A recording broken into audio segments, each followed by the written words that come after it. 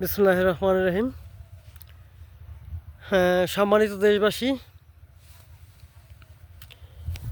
আজকে একটি বিষয়ে আমি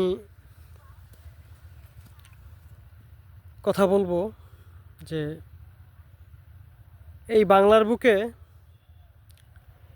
কৃষকের অবদান অনন্য। কৃষক আছে বিদায় আমরা আজকে এতটুকু খেয়ে বাঁচতে পারতেছি, আর না হলে মনে হচ্ছে আমাদের দেশ এতটুকু সচল থাকতো না। তো সেই ক্ষেত্রে আমি কিছু জায়গায় ঘুরতে এসে কিছু তদারকি করতেছি এবং কিছু বিষয় আপনাদের মাঝে তুলে ধরতেছি। যেমন এই যে সরিষা ক্ষেত, এই দেখেন কি সুন্দর সরিষা ক্ষেত, সবই মহান আল্লাহ তাআলার সৃষ্টি। এই সরিষা ক্ষেতে এসে অনেকটাই ভালো লাগতেছে, যেটা কল্পনা করতে পারবো না আজকে। তো যাই হোক, আমি একটু ঘুরাই দেখাইলাম। এই কৃষিখাতকে এগিয়ে নিয়ে যেতে আমি দেশবাসীর কাছে আহ্বান করব যে আপনারা কৃষকদেরকে সার্বিক সহযোগিতা করবেন।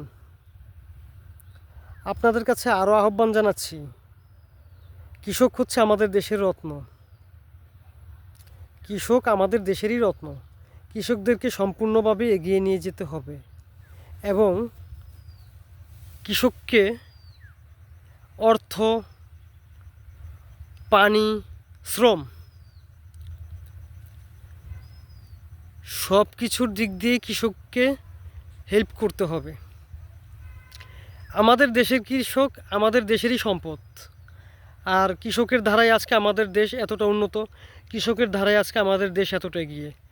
আমি অনেক সন্তুষ্ট দেশ ও জাতির কাছে যে আমাদের দেশে অনেক কিছু চাষাবাদ হয়। হলুদ, মরিচ, গম, ভুট্টা, নারকেল, চাল, ডাল, শাক, সবজি, অন্যান্য আরও ইত্যাদি অনেক কিছু চাষাবাদ হয়।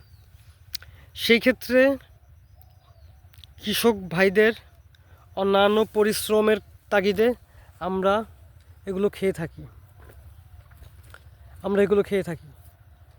তো আজকে এই সমস্ত জায়গায় ঘুরতে আসলাম, দেশের কৃষকদের দেখতে আসলাম, কৃষকরা কেমন আছে, তারা কি পরিপূর্ণ ন্যায্য মূল্য পাচ্ছে কি না সেটাও দেখতে আসলাম।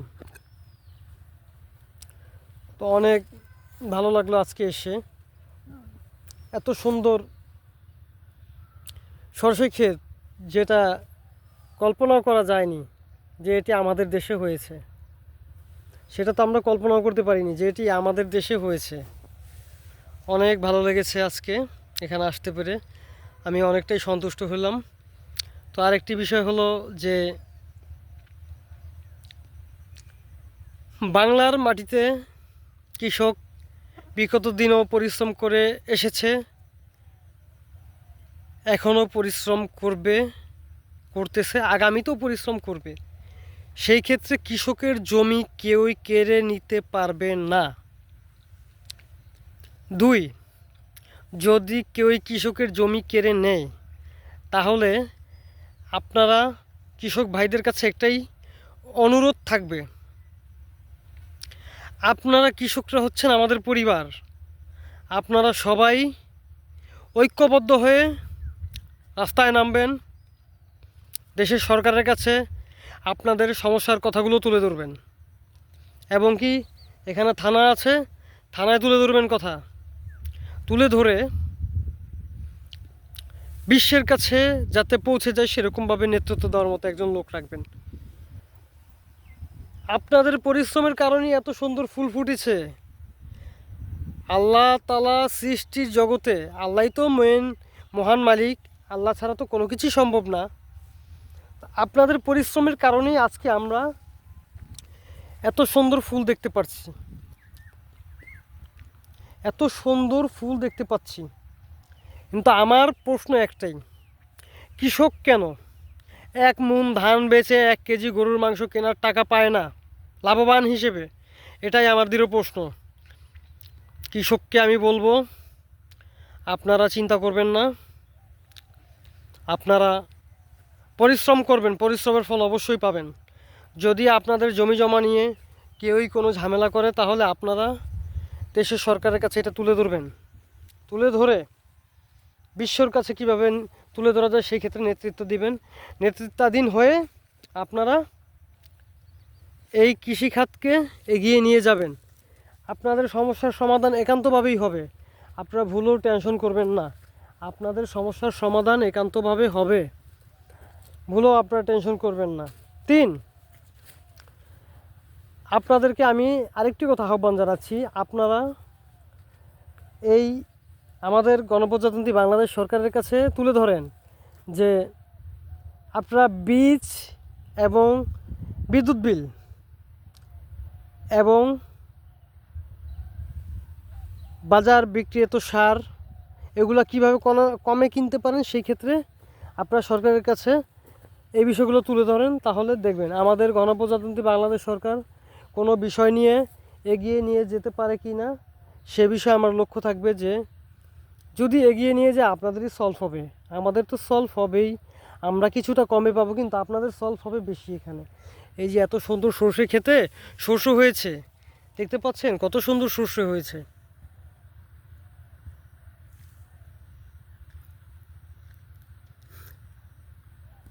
এই শস্য খেয়েই তো দেশের মানুষ বড় হয়, তাই না? তো আমি এখানেই এই বিষয়গুলো তুলে ধরলাম। এই অপরূপ দৃশ্য কোথায় যে দেখতে পাবো সেটা অমূল্যহীন, সেটা তো বলাই যাবে না যে এত সুন্দর দৃশ্য, এত সুন্দর কৃষিখাতকে এগিয়ে নিয়ে যেতে পারবো। এই পোস্টটা অবশ্যই আমি আমার ইনস্টাগ্রামে করে দিব, বাট আপনারা সবাই দেখবেন, পোস্টটাকে অবশ্যই লাইক কমেন্ট করবেন। এত সুন্দর ফুলের গাছ, এত সুন্দর ফুলের ফলের গাছ, এত সুন্দর সব কিছু, এগুলো কি না দেখে পারা যায় বলেন? অবশ্যই পারতে হবে। তো সবাই খেয়াল রাখবেন, সর্ষে ফুলের বিষয়টা সবাই খেয়াল রাখবেন। দেখেন কত সুন্দর সরিষা ফুল গাছ। অমাহিক এই সরিষা ফুল গাছ দেখলেই মন ভরে যায়। এই দেখেন কত সুন্দর, অনেকটাই ভালো লাগতেছে আজকে আসতে পেরে। তা আমার আহ্বান থাকবে যে আমাদের সরকারের কাছে আপনি কৃষকদের সর্বোচ্চ সুবিধা দিবেন এবং কৃষককে এগিয়ে নিয়ে যাবেন। ইনশাল্লাহ সর্বোচ্চ সুবিধা কৃষকদেরকে দিতে হবে, এটাই দৃঢ় প্রকাশ আপনাদের কাছে থাকবে। তো কৃষকরা খেয়ে বাঁচে। এই যে সাইডটা দেখতে পাচ্ছেন, কৃষকদের কত মূল্য রত্নে আমরা এই দেশকে আজকে চাষাবাদের দেশ হিসেবে উপযুক্ত করে তুলেছি। এটা একটা অমূল্যহীন দেশের রত্ন, যেটা কল্পনাই করা যাবে না। হ্যাঁ, আজকের এই ভাষণে আমি সরকারের কাছে আহ্বান করব, আপনি আমাদের অন্তর্বর্তীকালীন সরকার ডক্টর মোহাম্মদ ইউনূস স্যারকে আমি আহ্বান জানাবো যে আপনি কৃষকদেরকে সর্বোচ্চ সুবিধা দিবেন।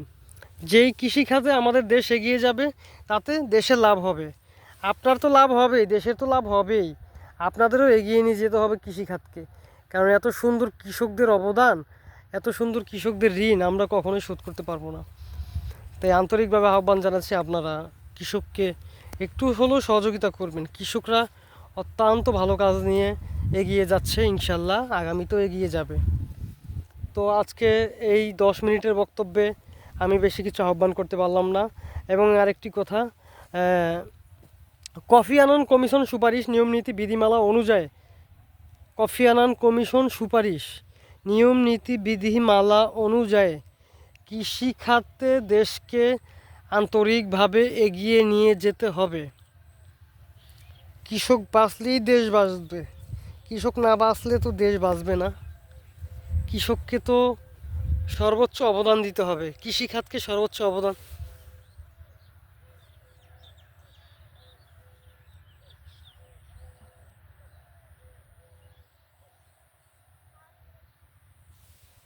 ফটো নিলাম, কিছু দেখে গেলাম। ইনশাল্লাহ যদি আল্লাহ হায়াতে বাঁচায় পরবর্তী তারপরে আসুম, চিন্তা করবেন না। সবাই ভালো থাকেন, সুস্থ থাকেন। কৃষিখাতকে এগিয়ে নিয়ে যেতে হবে, সবাই দোয়া করবেন কৃষকদের জন্য। আমিও কৃষকদের জন্য দোয়া করবো এবং আমার যতটুকু ক্ষমতা আছে আমি কৃষকদের জন্য কিছু করার চেষ্টা করবো ইনশাল্লাহ। তো আজকের এক বক্তব্য এখানে শেষ করলাম। সবাই ভালো থাকেন, আল্লাহ হাফেজ, আসসালামু আলাইকুম।